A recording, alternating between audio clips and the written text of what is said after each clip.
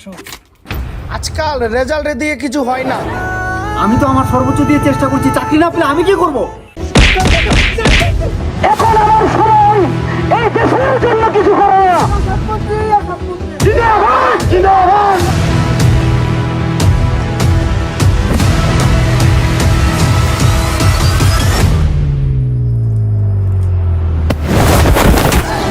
অল্প টুস লাগবে না, নয়তো পাবলিক বোরিং হয়ে যাবে।